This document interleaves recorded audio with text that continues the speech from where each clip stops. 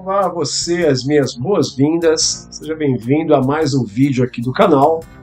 Esse vídeo tem a pretensão de ser uma espécie de apêndice da nossa série já aqui do canal, No Princípio, onde eu explico Gênesis, o começo da criação das coisas, a criação do mundo, Big Bang, falo sobre dinossauros e chego até o dilúvio.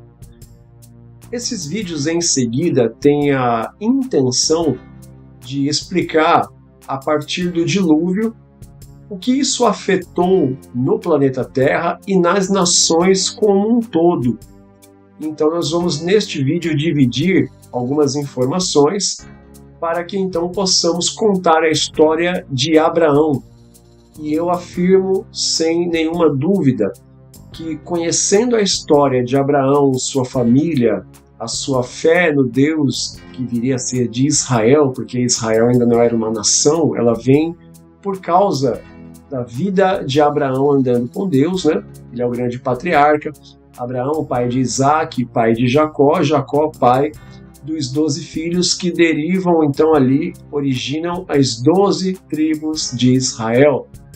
Então nós vamos explicar neste vídeo, fazendo uma ponte entre o dilúvio e a vida de Abraão, e então, em outras partes, né, divididas em alguns vídeos, vamos contar a história de Abraão, especialmente até chegar em Isaac, para nós entendermos o contexto da época, e eu tenho certeza que você vai compreender muito melhor o Antigo Testamento, por consequência, a Bíblia de uma forma mais abrangente, entendendo a vida de Abraão e o contexto da época em que ele viveu.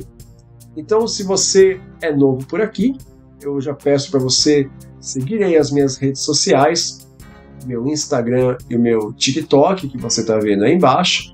Nessas redes sociais, eu compartilho conteúdos bíblicos assim como esse, com curiosidades, informações bem mais curtas, inclusive algo que vai ser falado aqui nos vídeos posteriores sobre a vida de Abraão, uma grande curiosidade dentro da vida de Abraão, está num desses shorts.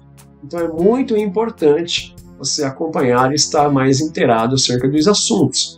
E também, se você é novo por aqui, eu peço para você já dar um voto de confiança e clicar no curtir, se inscrever aqui no canal e ativar as notificações para receber mais vídeos como esses de conteúdo bíblico que possa interessar, né, agregar na sua vida, na parte histórica, na parte de conhecimento. Você que já é de casa, já é um dos meus inscritos aqui do canal, eu te agradeço por estar há tanto tempo aqui com a gente e peço que você compartilhe esse conteúdo com pessoas que você acredita que podem se interessar por esse tipo de conhecimento, tá bom?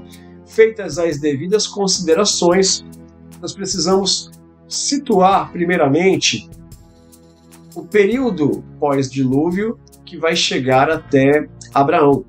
Tem algumas informações que são importantes.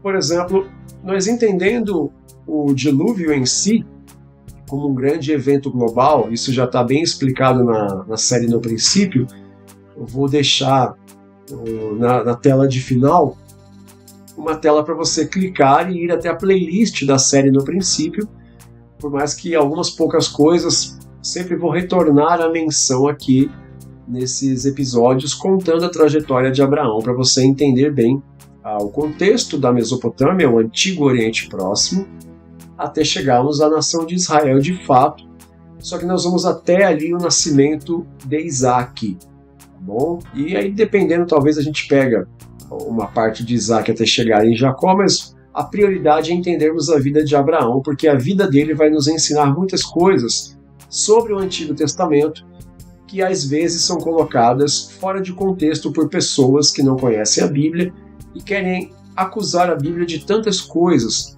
por desconhecimento dos textos bíblicos e principalmente do costume daquele período, bom? Então, o mundo pós-dilúvio, ele já tem ali uma série de consequências drásticas na sua parte geográfica. O ecossistema e o habitat, o meio ambiente, sofre ali uma série de alterações devido à nova realidade do planeta. tem algumas informações que eu vou passar para vocês, como, por exemplo, o que é o dilúvio? Até aquela ocasião nunca tinha chovido sobre a terra. Então, quando Deus ele vai inundar completamente o globo terrestre, isso se dá de duas maneiras simultâneas. O texto vai dizer que ele rompe as fontes do abismo e você vai ter as portas ou as janelas dos céus, né, o firmamento, se abrindo. Então você tem o rompimento das fontes do abismo, a placa tectônica individual chamada Pangeia, ela se parte, primeiramente na metade, né, Pangeia e Gondwana, para então se partir em algumas outras placas. Esse acúmulo de água, né, esses lençóis freáticos ali que haviam nas profundezas da Terra em si, elas acabam que fazem com que suba um grande nível de água até a superfície, por assim dizer, e ela também vai dizer que a água que vem do firmamento e que chove sobre o globo terrestre como um todo também, causa essa inundação de duas vias, do centro da Terra, vindo de baixo para cima, e do firmamento de cima para baixo. Aliado aos ventos que Deus sopra sobre a Terra e a ação da rotação e translação do planeta com a gravidade também atmosférica daquele momento, a Terra vira um grande liquidificador. Consequência, quando para de chover e as águas ali então começam a baixar, você vai ter um período do catastrofismo chamado acomodação, que aí então com essa nova realidade de placas separadas, né, que a gente entende hoje como os continentes, todo esse processo é chamado deriva continental. Essas placas agora posicionadas, afastadas, e elas tendo ali depressões e tendo ali dentro de algumas dessas placas ali o que depois viriam a ser grandes cavernas e grutas, acomodam e separam águas. Nós temos então como consequência as várias correntes marítimas, nós temos a divisão por oceanos e a separação entre água salgada e água doce, onde formam-se rios e lagos e formam-se ali mares e braços do mar também. Então temos uma nova realidade do globo terrestre. Você tem a separação das águas, a formação de rios e lagos, e aí essa água que se assenta em cima das placas ali, formando, né, especialmente rios e lagos, chama-se acomodação. Há quem diga que o planeta Terra não tem como comportar toda essa água. A verdade é que tem. O nível da água sobe no globo terrestre, as placas estão mais altas, mas muito dessa água se acomoda por cima dessas placas. Tá? Então não é nenhum absurdo pensar dessa forma. Eu não tenho em mim meu poder ainda, mas eu recomendo a vocês a leitura do livro A Grande Extinção em Massa, conforme você vê na tela aí a capa do livro, tá? Que explica muito bem isso. Na série No Princípio, eu falo sobre o Walt Brown, que apresenta essa proposta do catastrofismo, mesmo ele não sendo cristão, ele apresenta uma proposta que, na verdade, organiza as etapas do dilúvio, porque a maneira como ele apresenta a sequência de catástrofes e novas realidades para mudar o globo e ele ser como conhecemos hoje, está alinhada com a explicação do dilúvio. E ele não é cristão, então o objetivo dele não era defender o criacionismo bíblico, o relato do Gênesis. Mas acaba que no seu modelo ele fala que havia no começo uma grande placa, né, que a Bíblia vai chamar de uma grande porção seca. Ele vai dizer que algo acontece para que essa placa se rompa em várias partes. A água que estava no lençol freático, se não me engano, a 20 km de profundidade em linha reta para baixo, essa água sobe e inunda, e grandes chuvas de cima para baixo alagam, e aí depois que essas novas placas elas se posicionam como temos os continentes hoje, por cima dessas placas há alguma acomodação dessas águas, formando rios e lagos. Então até aqui estamos alinhados com a ciência, mas é o relato bíblico. Diante dessa nova realidade, nós temos agora o planeta passando por uma adaptação das novas condições.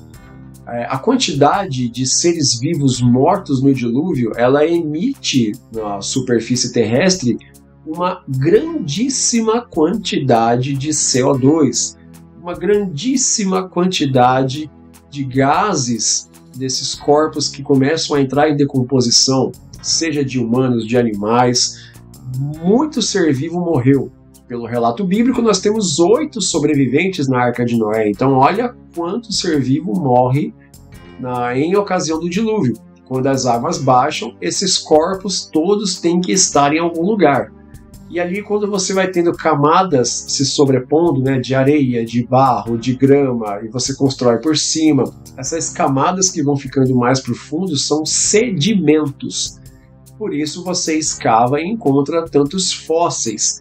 Agora olha que interessante, você vai ter muito ser vivo morrendo e aí se amontoando um por cima do outro. Então é complicado também para quem faz escavações, paleontólogos, arqueólogos, identificarem alguns fósseis, né?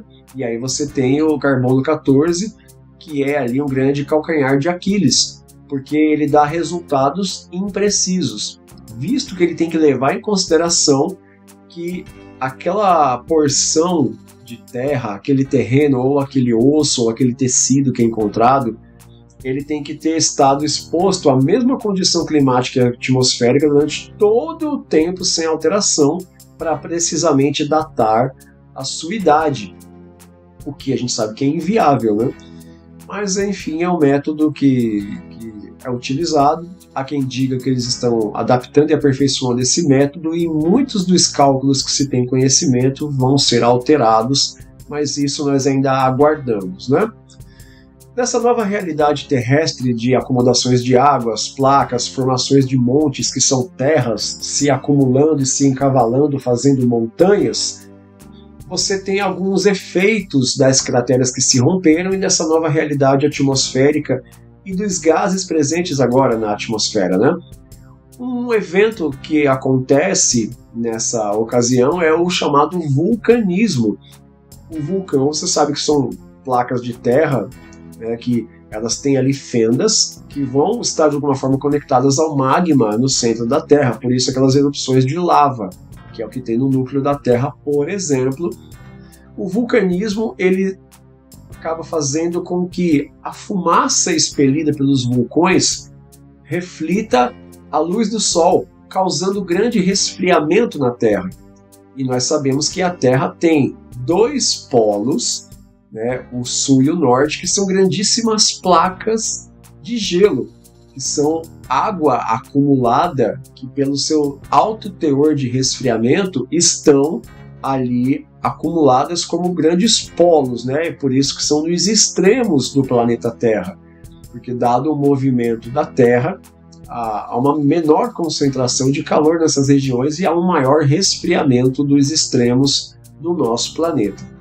E ali as correntes marítimas e essa grande circulação de águas, ela acaba subindo o nível da água no planeta todo.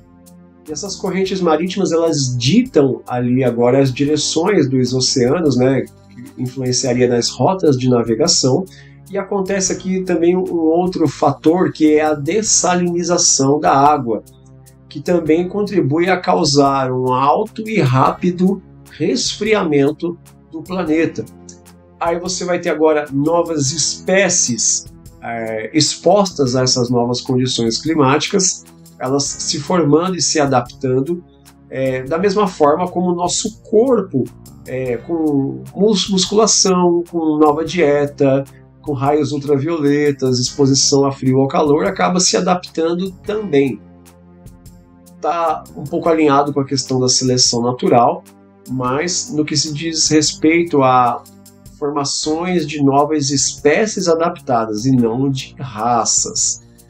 Tem diferenças que são importantes serem consideradas, assim como os humanos se adaptaram a regiões mais quentes, mais frias, regiões com abundância em água, regiões mais secas, desérticas. Então, nós vamos ter também, falando sobre regiões desérticas, até o período do dilúvio, a Terra não tinha deserto. o processo de desertificação, na verdade, ele começa após o secamento de toda a água que estava concentrada em algumas partes, né? Um grande encharcamento de alguns solos e terrenos, né? É uma consequência semelhante a quando você tem uma grande enchente, um grande alagamento na cidade onde você mora, em pastos, em plantações, você tem um grande encharcamento. Quando essa água ela baixa e tem todo aquele solo encharcado, quando a temperatura ela aumenta novamente e você tem ali os raios solares e você queima aquela vegetação, depois ela vira o quê? Ela vira palha. Você tem a grande queima desse solo e muitas dessas regiões, dependendo do nível de calor e de exposição ao sol, ali você faz o que vira um terreno arenoso.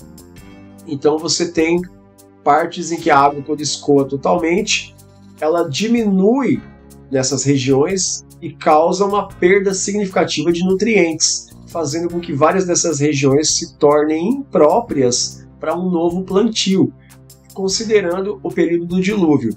Aquela grande quantidade de corpos de seres vivos mortos, a grande quantidade de gás carbônico, grande CO2 expelido na atmosfera, o grande encharcamento do planeta, a exposição depois aos raios solares, a nova realidade atmosférica, que vai impactar inclusive em Noé, quando ele planta uma vinha, ele erra na medida da fermentação por causa da nova realidade atmosférica.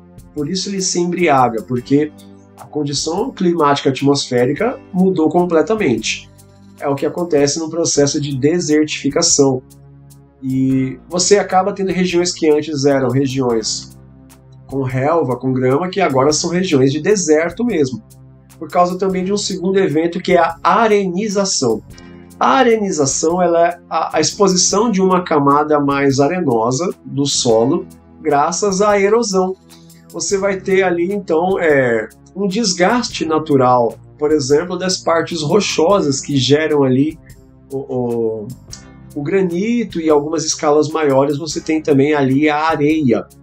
E você acaba tendo regiões desérticas, que não é só areia, mas também pequenas pedras e pedregulhos e outras partes de rochas mais desgastadas, né? Os efeitos da erosão também pós-dilúvio.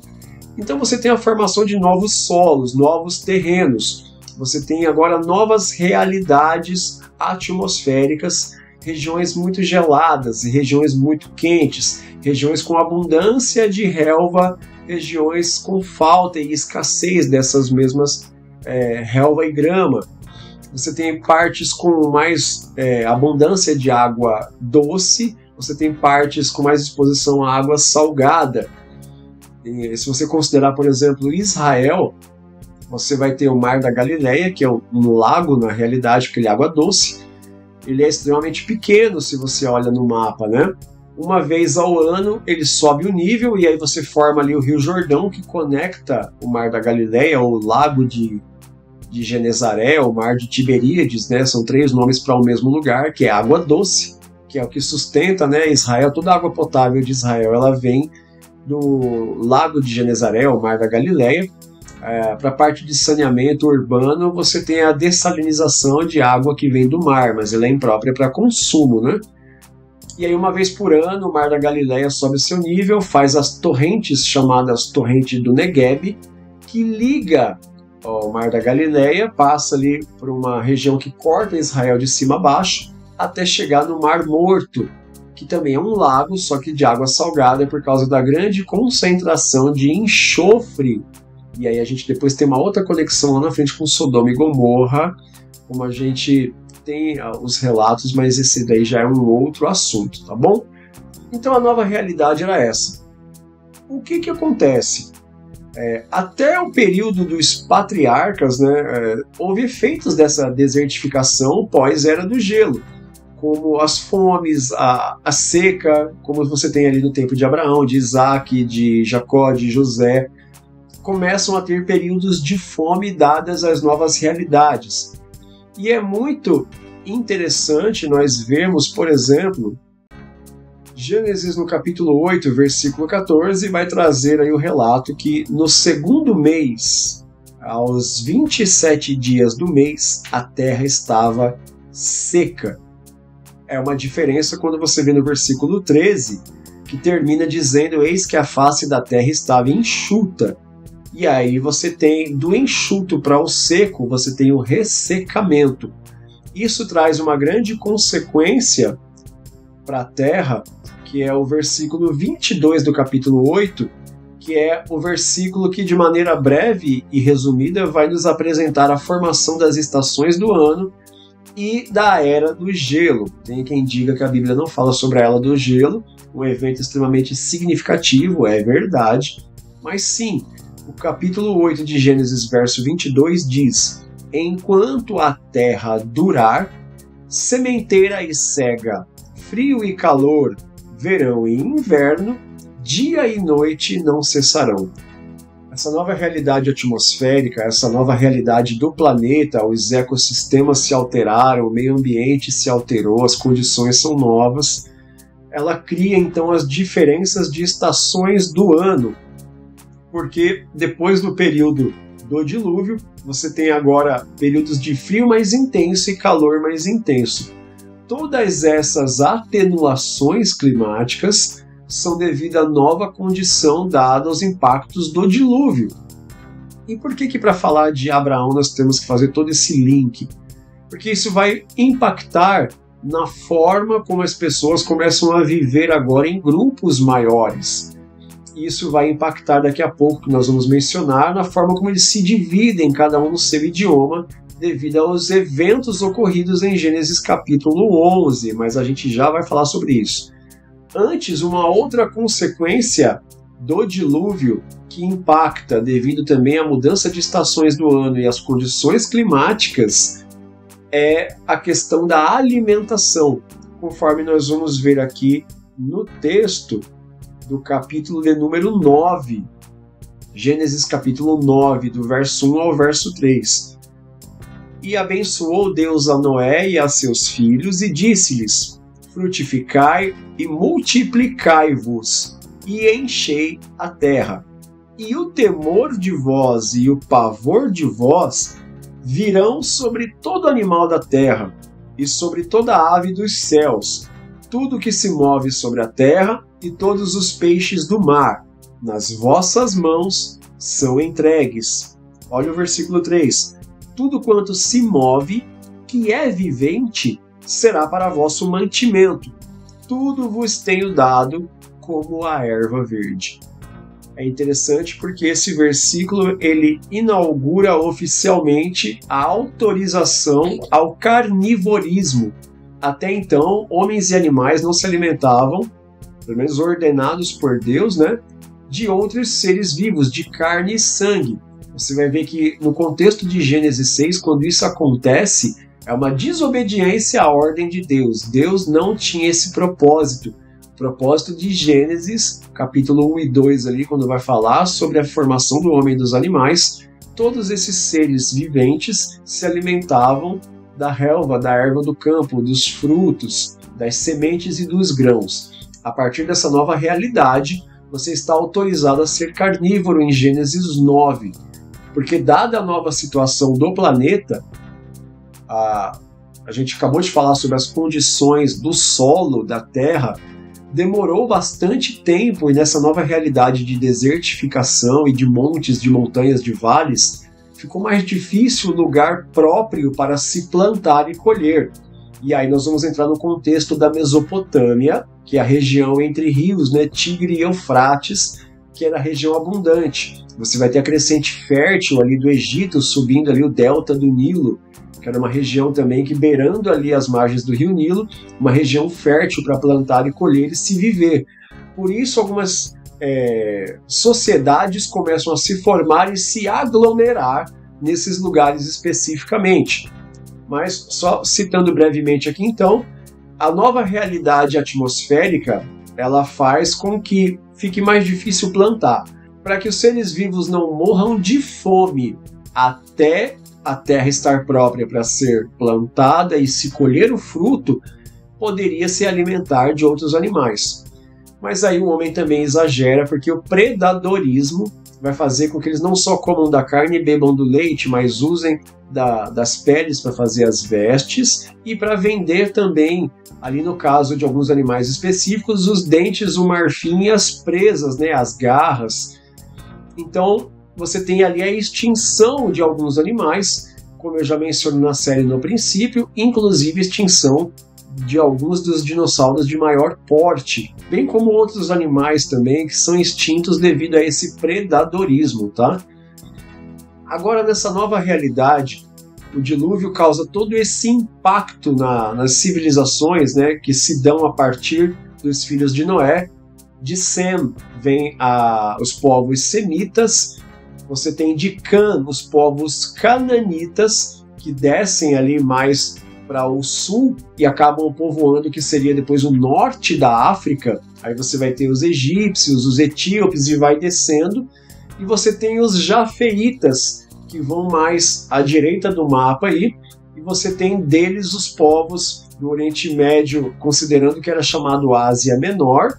E ali os povos asiáticos, como a gente tem hoje, e alguns dos europeus também.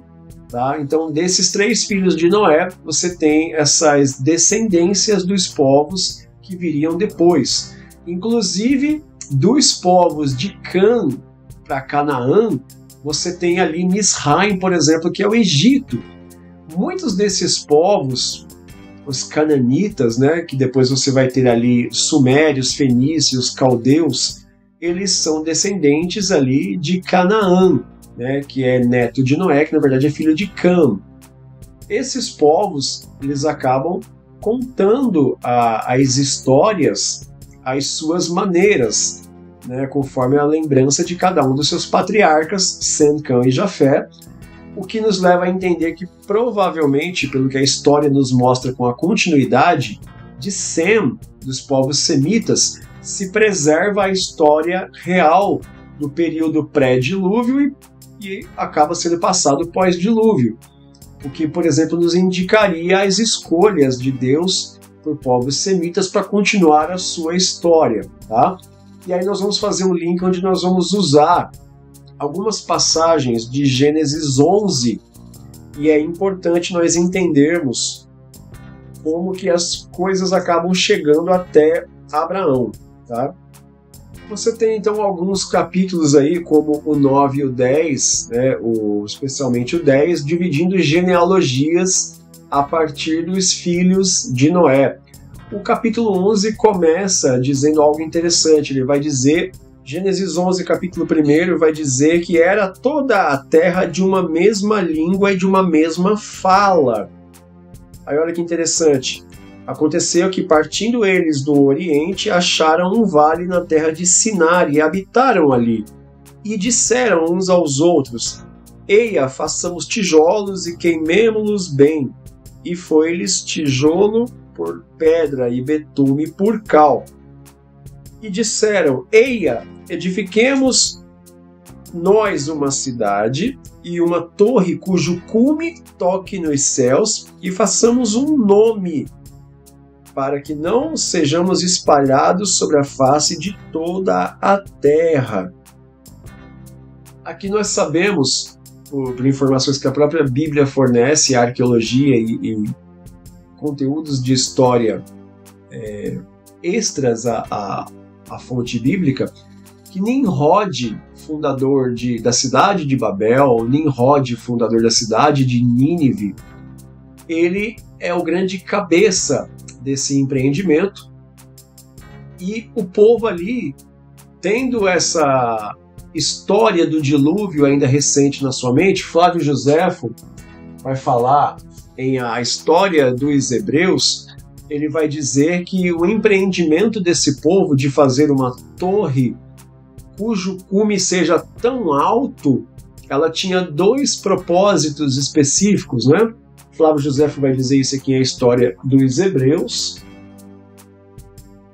Você também tem esse relato em algumas outras fontes extra-bíblicas, além dessa de Flávio Joséfo, mas o entendimento deles, como em outras crenças dos povos da Mesopotâmia, como os sumérios, como é o caso da Enuma Elish, que seria como se fosse o Gênesis, né? Dos babilônios, dos sumérios, que fala sobre Marduk, Tiamat. E também a tão mencionada erroneamente epopeia de Gilgamesh, vai falar sobre o dilúvio de Atrahasis, o dilúvio de Ziusudra. Esses dois personagens, Ziusudra e Atrahasis, alguns até dizem que Noé seria um plágio deles, né, porque o relato deles foi escrito primeiro do que o Gênesis, por exemplo, né? Mas essa história, esse histórico, esse marco do dilúvio fica tão intrínseco nas sociedades, nas comunidades que viriam depois, que eles têm ali então dois empreendimentos para querer fazer uma torre tão alta que o cume dela tocasse nos céus. E aí torre não é a melhor palavra, tá? Porque conforme a imagem que você vai ter aí, inclusive é desse livro do Paul Krivacek, Babilônia, a Mesopotâmia e o Nascimento da Civilização. Esse livro aqui ele tem uma ilustração que eu vou colocar na tela para vocês, que é a Torre de Babel como o grande zigurate babilônio, ou como alguns já nomearam, né, zigurate de Etemenanque. E eles chegaram a essa conclusão porque, assim como nesse achado arqueológico desse grande zigurate da Babilônia, ele é semelhante a um zigurate encontrado ali, escavado, encontrado as ruínas, zigurate de Ur, cidade de Ur dos Caldeus, de onde viria, por exemplo, Abraão. Então eles entendem que a torre, na verdade, não é a nossa versão contemporânea de uma torre, né, como os prédios que a gente tem. Mas esse templo, o zigurate, era na verdade uma pirâmide de degraus, que ao centro tinha uma escadaria que dava do nível do chão até o topo, e na maioria dos casos, chamada de escadaria dos deuses, porque eles acreditavam que os sacerdotes subiam por essas escadas para ir até o topo, oferecer sacrifícios e falar com os deuses, e os deuses, quando queriam descer para revelar alguma coisa para os homens, descem também por essa escadaria vinda dos céus. Você vai ter, por exemplo, essa mentalidade de Jacó, quando ele está ali, ele tem aquela visão de anjos subindo e descendo por uma escada, e ali ele fala, esse lugar aqui não é outro senão a casa do próprio Deus, porque aqui os deuses têm acesso, né? E ele como homem vê a escada.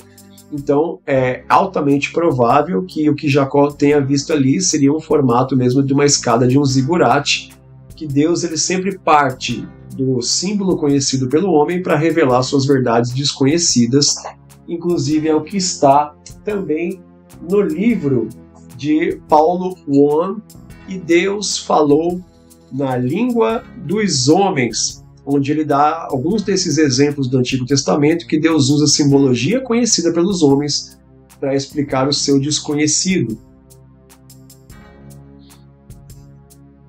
Então, o zigurate da Babilônia, ou a Torre de Babel, né? Porque Babel quer dizer portão dos deuses, né? E depois ela adquire ali uma semântica do significado da região, que aí vai dizer, o texto bíblico vai dizer que Babel vai ser conhecido como confusão, porque ali se confundiram as línguas, né? Então Babel não quer dizer confusão, é um significado agregado, como Jacó, né? Yaakov, quer dizer encalcanhado ou agarrado ao calcanhar, acaba adquirindo uma semântica do significado de usurpador, né? Mas uma coisa é significado adquirido, outra coisa é significado da palavra. Babel, em primeira instância, significa portão dos deuses, né? Bav, ou Bab, e El, que é deuses ou altos, né? Ou altis, ou divindades. Nós vamos falar mais sobre isso quando nós falarmos no vídeo aqui sobre o encontro de Abraão com Melquisedeque. Vamos explicar melhor essa questão de El, o deus dos cananitas, e o significado ali, né? Mas veja que então Nimrod, ele lidera esse povo num movimento de construir um empreendimento tão grande que tocasse os céus, por duas finalidades. Segundo Flávio Josefo vai dizer, James Kugel, que também é comentarista da Torá, que é o Pentateuco, né? E ali você tem ele todo ilustrado, explicado, contando bem o contexto ali do Antigo Oriente Próximo. Seriam então duas razões específicas para se construir um empreendimento tão grande como o Zigurate da Babilônia ou o Zigurate de Etemenanque, ou Torre de Babel para nós, que é o nome mais popular. O primeiro propósito dele ser tão alto é para que, em caso de um novo dilúvio, a água não chegasse ao topo e algumas das pessoas pudessem se abrigar ali em cima, né?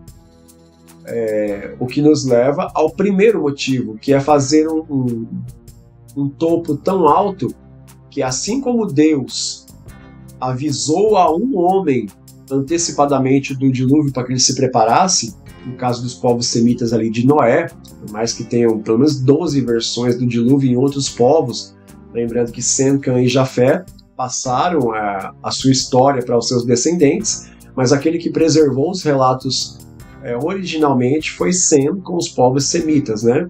Por isso que tem tantas variações do dilúvio. Mas um mesmo evento comum é o grande alagamento, né? Então, você tem um primeiro propósito, que é subir tão alto pela escadaria dos deuses até chegar aonde os deuses estão, para saber deles antecipadamente no caso de uma nova catástrofe. E caso ela seja inevitável, leva ao segundo motivo, que é, se vier aquela quantidade de água, ela é tão alta que a água vai chegar até um certo ponto, então eles se abrigam acima do nível que a água está. Então seria esse o propósito, conforme relato de Flávio Josefo em A História dos Hebreus e comentário de James Kugel em Ensinamentos da Torá. Então esse seria o propósito. Só que olha que interessante, você tem aqui o que aparentemente é contraditório. Esse povo fala, olha, para que a gente não seja espalhado pela terra de novo, como os povos se espalham diante da nova realidade da deriva continental, os vários continentes, as descendências de Sem, Cã e Jafé, os seus descendentes se espalham e povoam outras regiões. Esse povo especificamente nessa região da Mesopotâmia, onde era Babel, que é o que para a gente hoje é o Iraque, eles falam, olha, para a gente não se espalhar, vamos empreender, vamos juntar todo mundo. Lembrando que todos aqui falam a mesma língua, que, segundo Santo Agostinho, essa língua falada era o hebraico, segundo Santo Agostinho vai nos relatar, que seria a língua que Deus falou com Adão e passou adiante, né? Enfim, esse povo fica concentrado no Iraque, ali em Babel, que também o Iraque é onde há uma grande possibilidade de ter sido o Jardim do Éden. Claro que nessa nova realidade geográfica, você tem agora ali pontos ali que são polêmicos sobre a real localização do Éden. Mas fato que já com o novo assentamento dos continentes, aonde era Babel ou a Babilônia, é onde é o Iraque para nós nos dias de hoje. Então esse povo que fica ali nessa região mais próspera, com melhores condições de plantar e colher, criar o seu gado, construir, esse povo fala, olha, vamos juntar aqui, vamos edificar para nós aqui os tijolos e betume e cal, conforme o texto que a gente leu, vamos construir esse grande monumento e vamos engrandecer o nosso nome.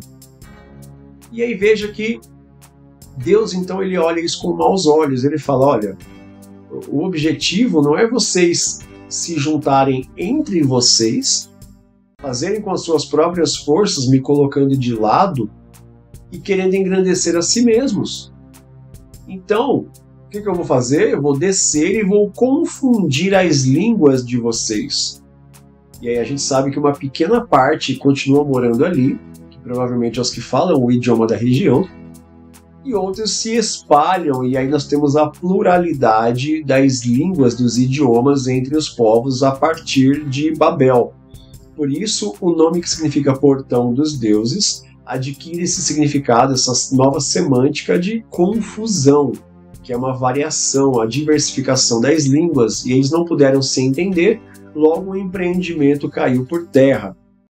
O interessante é que você começa a ter a sequência da descendência desses povos e você vai chegar até em Tera.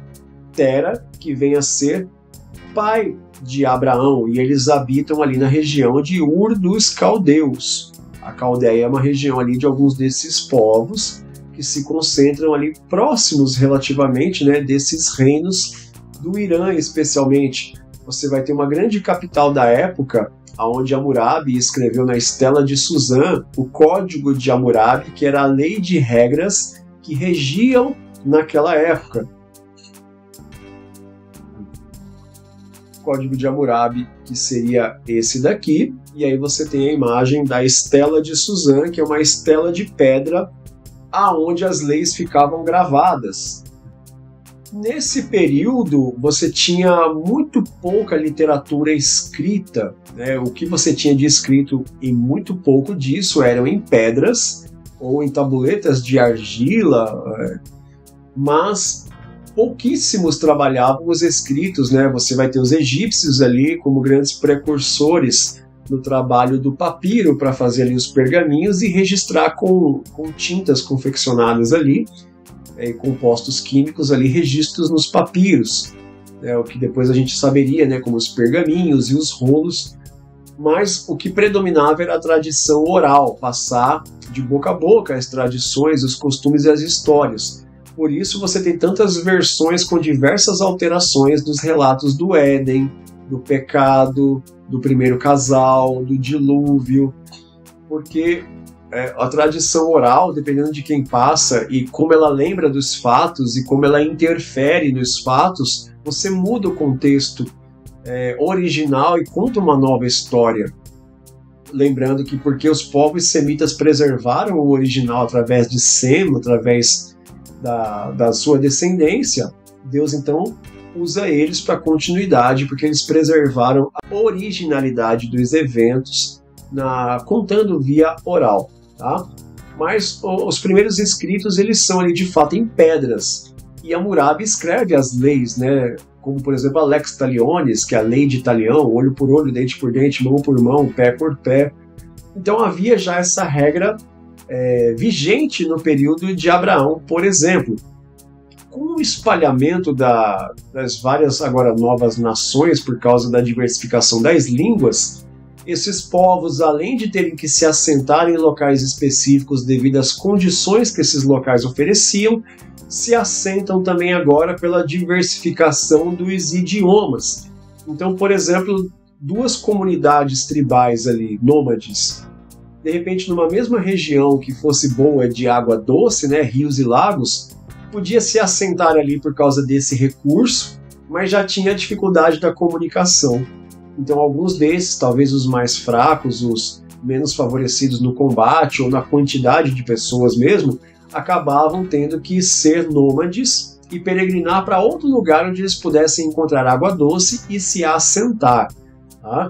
Então nós temos agora essa questão cultural, essa questão de etnia, essa questão linguística, que é mais um fator que espalha as pessoas por agora essa nova realidade geográfica do globo terrestre. E ali você vê que interessante o empreendimento de Nimrod em querer fazer um povo tão forte que tivesse o nome desse povo engrandecido. E aí você tem, por exemplo, ele funda duas grandes cidades que são fundamentais para o Antigo Oriente Próximo, né, a região da Mesopotâmia, que é Babel, que viria a ser a Babilônia, e a cidade de Nínive, capital dos assírios, que viria a ser depois grande inimiga de Israel, que depois recebeu uma palavra de Jonas para o arrependimento lá na frente, mas depois recebeu uma palavra de Naum, que já era uma palavra direcionada para a destruição e para o juízo, porque ela voltou a praticar o que era mal. Então veja que agora nós temos Tera. Segundo nós temos o relato de Josué, capítulo de número 24, eu quero ler com vocês aqui Josué 24, versículo de número 2 e o versículo de número 3, nós temos agora para entender um pouco de quem era Tera, Abraão e a região onde ele morava em Ur dos Caldeus. Então Josué disse a todo o povo: assim diz o Senhor Deus de Israel, da além do rio, antigamente habitaram vossos pais, Tera, pai de Abraão e pai de Naor, e serviram a outros deuses. Eu, porém, tomei a Abraão, vosso pai, da além do rio, e o fiz andar por toda a terra de Canaã. Também multipliquei a sua semente e dei-lhe Isaque. Olha que texto interessante, porque ele vai nos contar um pouquinho de como era Tera, Abraão e Naor, seus dois filhos, né? A terra de Ur dos Caldeus, onde eles habitavam, Ur dos Caldeus, ali mais ou menos 2030 anos antes de Cristo, era a cidade com o maior número de habitantes concentrados no mesmo lugar, que naquela ocasião estima-se que era 65 mil habitantes. E a maior do mundo, a maior capital do mundo naquela época, já após o espalhamento pela diversificação de línguas, né? Ur dos Caldeus, então, ela já tinha outros deuses, porque a formação de outros deuses ela vai se dar por três razões principais. A primeira é a forma com que cada um dos filhos de Noé transmitiu o seu conhecimento pré-dilúvio, o seu conhecimento de Deus e da história de seu pai, pós-dilúvio para os seus descendentes. Então é uma grande brincadeira de telefone sem fio. Por isso que Deus tem tantas semelhanças em outros formatos, né? Então você tem essa primeira característica da formação de novos deuses. Ah, não, mas aqui na nossa região ele é Yahvé, na nossa aqui ele é El, na nossa aqui ele é Bel, na nossa aqui ele é Baal, aqui na nossa ele é outro. Então veja que você tem ali uma plurificação, né? Você tem ali de fato uma plurificação de deuses e divindades, né? Primeiro aspecto é essa descendência e como cada um transmitiu oralmente seu conhecimento e a sua história. O segundo aspecto, pensando no dilúvio e a nova realidade do planeta, é que agora cada comunidade dessa se relacionava de uma maneira particular com o seu ecossistema e o seu ambiente onde sobrevivia. O que vai gerar ali, por exemplo, o panteísmo, onde as pessoas entendiam que Deus era a própria natureza, que Deus ele se manifestava através de como as flores, os frutos e a grama, a relva, os grãos, as sementes proviam, de como a chuva provia, de como os rios, os lagos proviam, de como eles eram cuidados. Então você tem, por exemplo, o grande panteísmo surgindo, porque eles entendiam ali que os deuses eram também a natureza e o ambiente que os sustentava. E a terceira razão, evidentemente, é a variação das línguas. E aí cada um contava a sua história à sua maneira, no seu idioma. Então é natural que Deus e outras divindades surgissem com variações e nomenclaturas e aspectos e características diferentes, tá? Então, na terra de Ur dos Caldeus, onde Abraão, seu pai Tera, seu irmão Naor habitavam, eles serviam outros deuses, não só um deus primordial, mas deuses derivados, ligados, por exemplo, à chuva, a relâmpago, à caça, à colheita e vários outros aspectos que acabavam sendo divinizados, né? E Tera, pai de Abraão, confeccionava ídolos domésticos com a forma e a aparência desses deuses.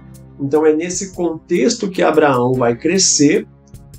Abraão ele vai estar envolvido em uma cultura politeísta, onde se acreditavam na existência de vários deuses, mas polilatrista, que adorava vários deuses também, né? Deuses com aparência e com nome.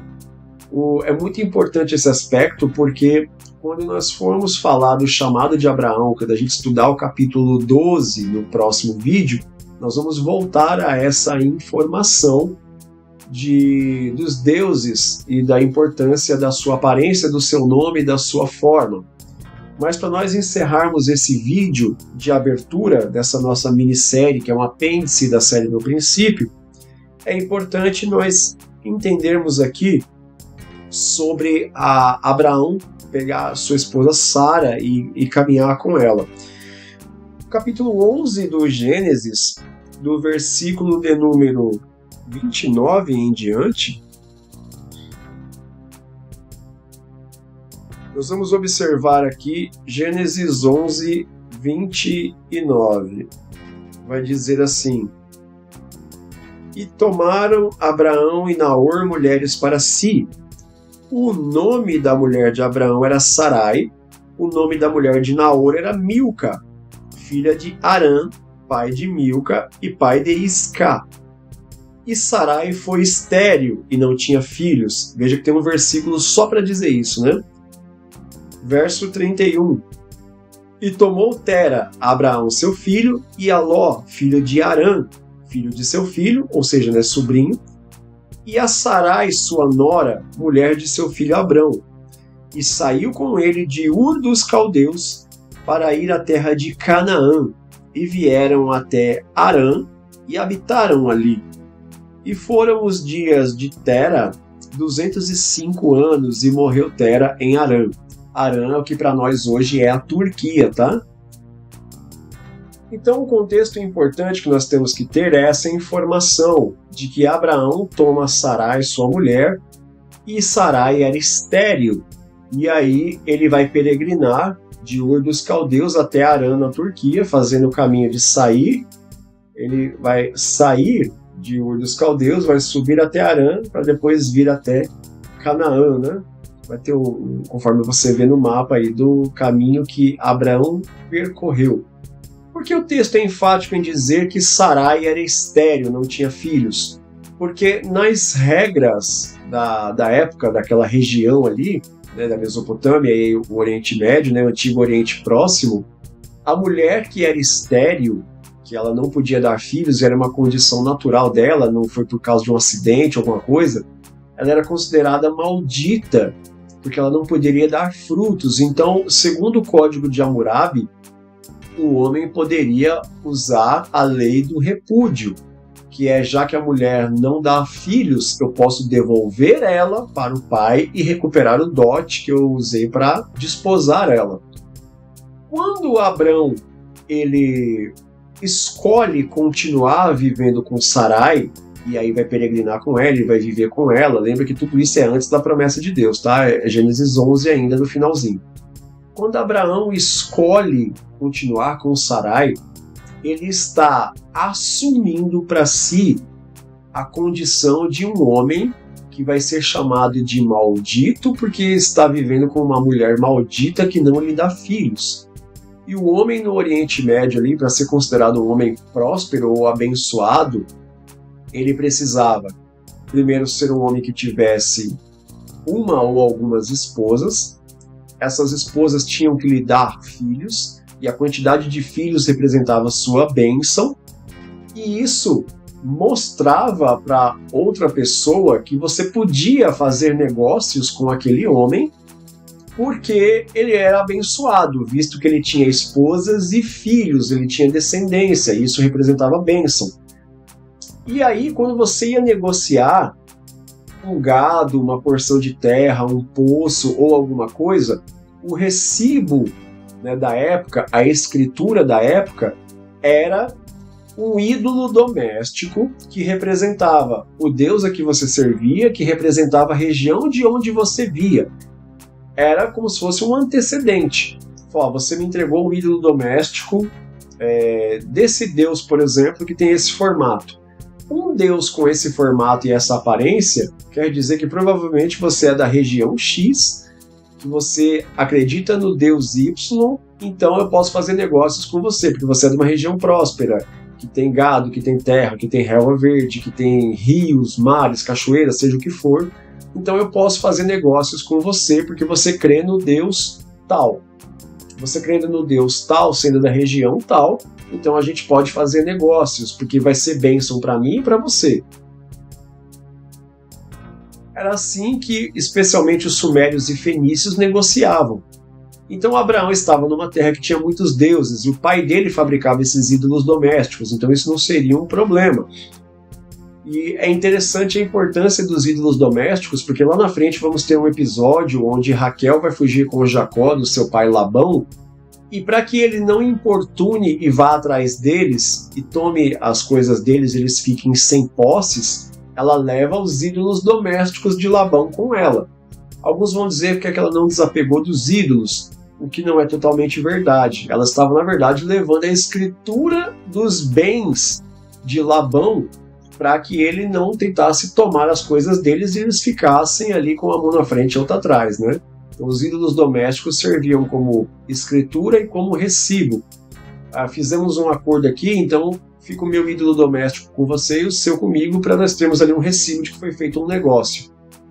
Isso para Abraão não vai ser um problema nesse momento. O problema que ele tem aqui é escolher continuar com Sarai, porque isso quer dizer que ele assume uma condição de ser considerado maldito, sabendo que pode ter implicações comerciais andar com uma mulher que não dá filhos e ele não tem herdeiros. Então, será que é uma boa fazer negócios com Abraão, já que ele está numa condição de maldito?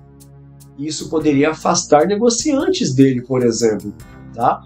E sobre isso nós vamos falar mais no próximo vídeo, quando estudarmos o capítulo 12 de Gênesis, que é o chamado de Abraão, e vamos entender o que implicou para a vida dele atender o chamado de Deus e sair de onde ele estava para uma terra que Deus ainda mostraria. Mais uma vez, essas são as minhas redes sociais, caso você queira me seguir em alguma delas para ficar por dentro de tudo que eu compartilho lá. E se você ainda não é inscrito, então você possa clicar no curtir se você gostou desse material, se inscrever aqui no canal e ativar as notificações para receber especialmente as notificações da continuidade desse conteúdo ou de qualquer outro vídeo que eu possa lançar no canal. Bom, espero que você tenha gostado, te vejo aqui no próximo vídeo para continuarmos estudando a grande história de Abraão e entender o contexto da época e saber um pouco mais do Antigo Testamento através dessas informações. Bom, Deus abençoe você, sua casa, sua família, seu ministério, em nome de Jesus.